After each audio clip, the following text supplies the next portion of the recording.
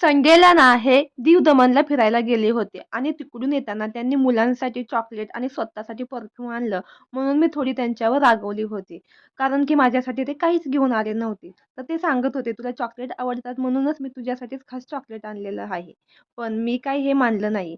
त्यामुळे मी त्यांच्यासमोर एकही चॉकलेट खाल्ली नव्हती. अबोला धरला होता. पण आज ते नसताना मी ते दोन्ही चॉकलेट खाल्ले. चॉकलेट कोण सोडत असतंय काय? आता हा व्हिडिओ जर त्यांनी पाहिला तर त्यांना माहीत होईल. पण शक्यतो ते जास्त आपला व्हिडिओ पाहतच नाहीत.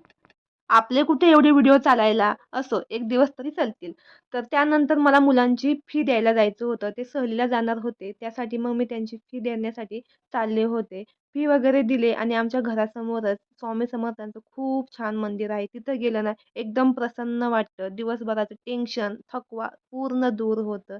गेले आणि मस्त दर्शन घेतलं. तर असा होता माझा आजचा ब्लॉग. आवडला तर नक्की लाईक, शेअर, सबस्क्राईब.